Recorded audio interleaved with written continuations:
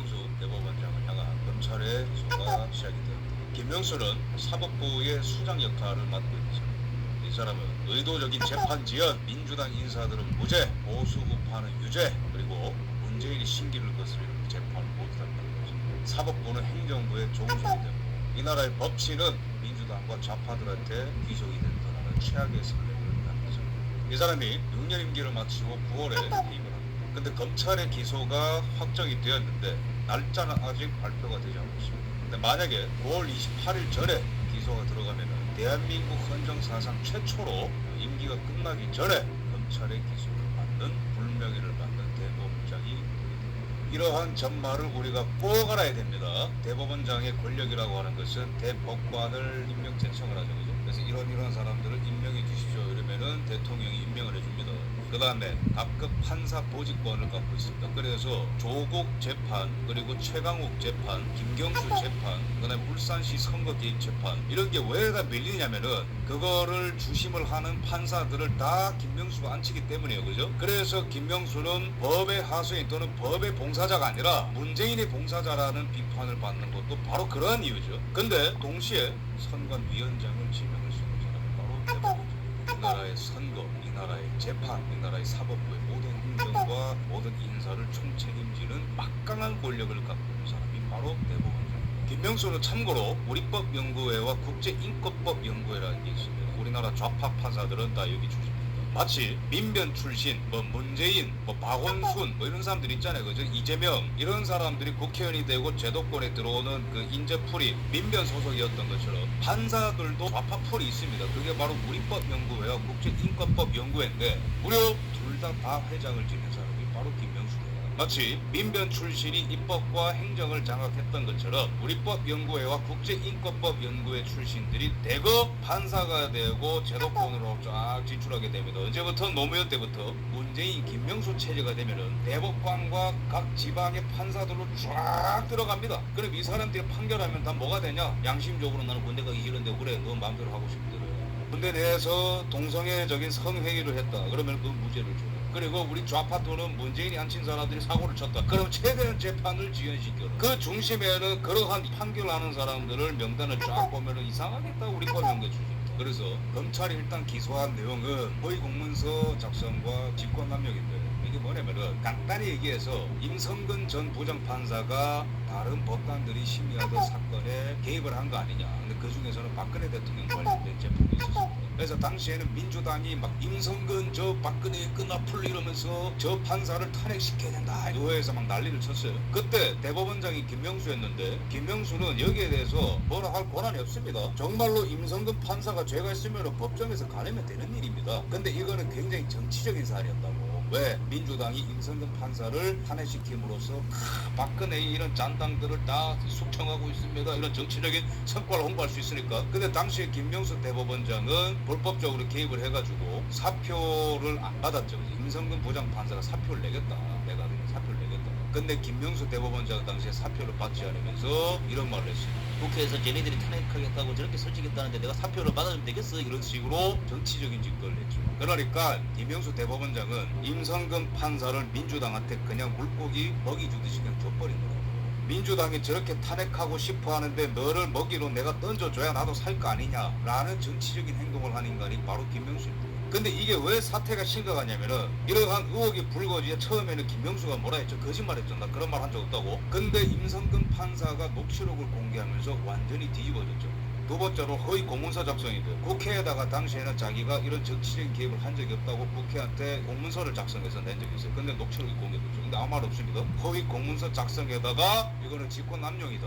근데 제가 말씀드렸죠. 이거는 그냥 아무것도 아닙니다. 김명수의 진짜 죄에 비하면은. 김명수는 취임을 할 때 이런 얘기를 했습니다. 재판 중심의 인사제도가 구현될 수 있도록 노력하겠다는 얘기했어요. 근데 이 사람이 임명한 모든 대법관들은 재판 중심의 인사제도로 판결하지 않고 전부 다 문재인 중심으로, 그죠? 사람 중심의 문재인, 문재인 중심의 우리법연구회, 우리법연구회 중심의 대법관. 그래서 최강욱, 문재인이 울산시 선거기, 그 다음에 조국 재판, 딱 재판이죠. 근데 우파 국민의힘으로 분류되면 기가 막히게 빠르게 재판을 하죠. 이게 바로 재판 중심의 인사제도. 김선교 의원 국민의힘 소속, 그 다음에 김태우 강서구청장 구청장직과 의원직을 상실했습니다. 이러한 판결을 주도한 4명의 판사가 있습니다. 대법관 4명이 있는데 주심은 오경미 법관이고, 근데 이 오경미라는 사람은 당연히 국제인권법 연구회 출신인데, 여기에 제가 보여드린 이 명단 있잖아요. 전부 다 우리법 연구회 아니면 국제인권법 연구회 출신입니다. 그 중에 이 오경미는 국제인권법 연구회 출신이고 젠더법 연구회 소속이자 난민보호를 위해서 활약을 했었던 이름이 오그라지는 사람입니다.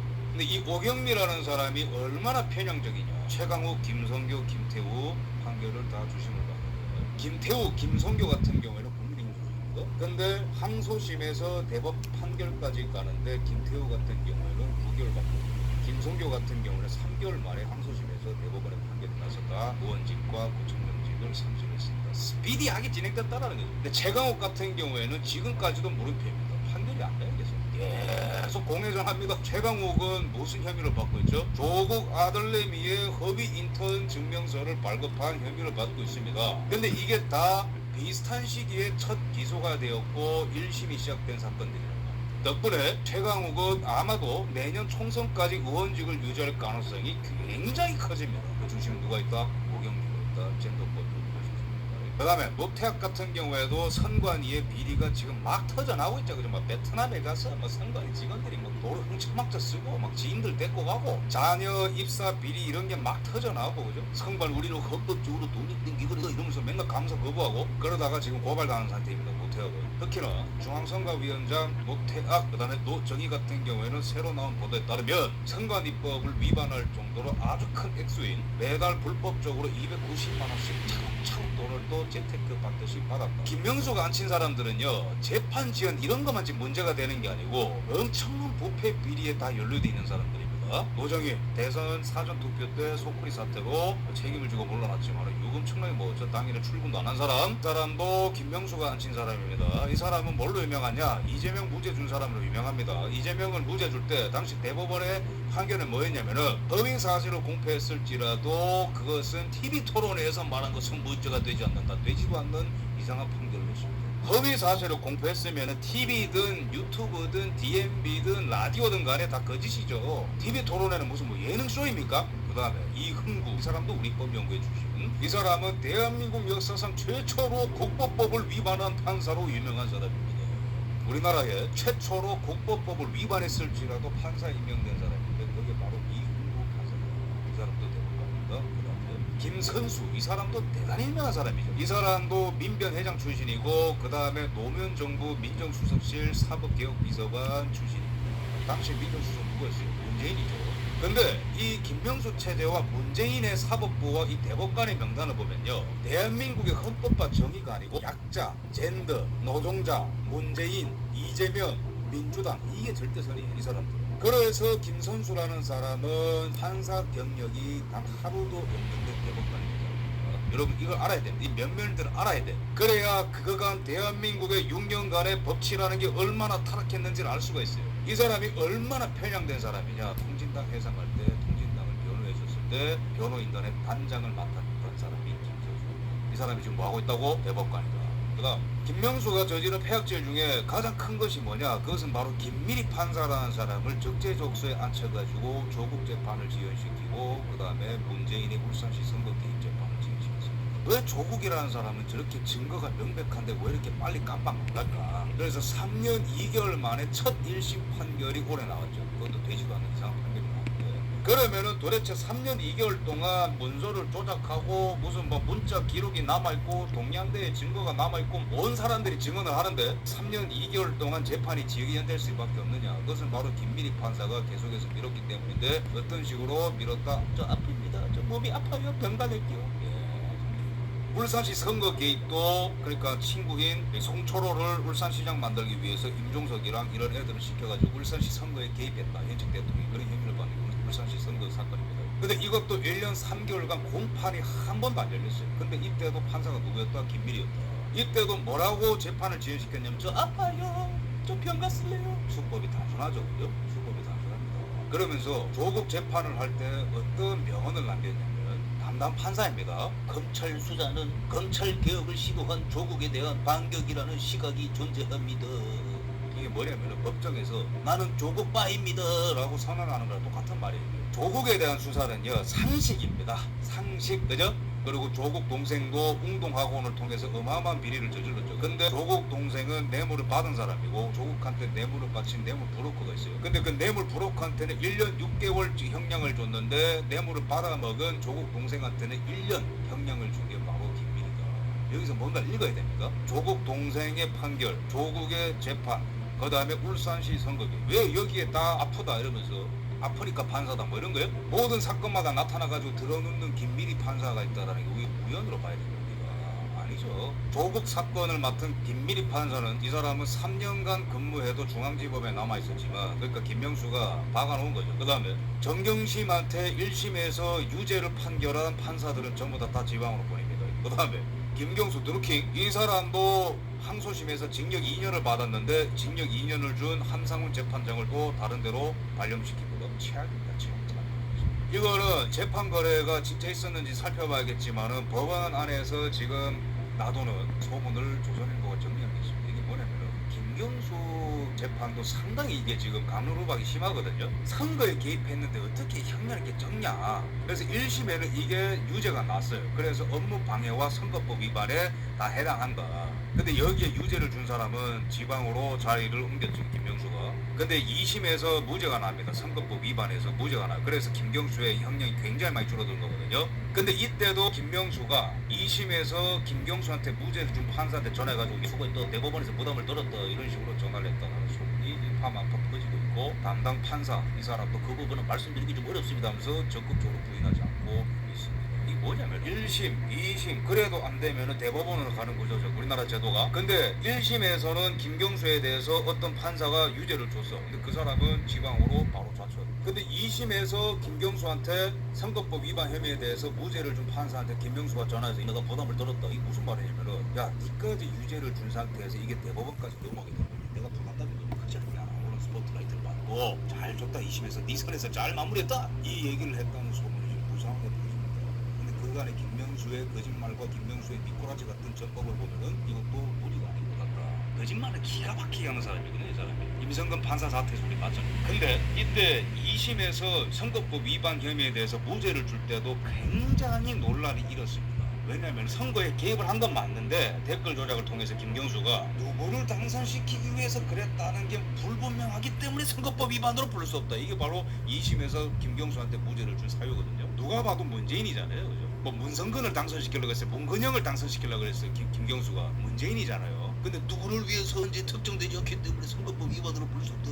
그 다음에 그러면 김명수는 이렇게 순순히 물러날 것이냐. 김명수가 의미하는 건 뭐냐면은 문재인이가 사법부와 국회와 행정부를 다 장악을 하고 특히 사법부와 국회를 연결시켜줘.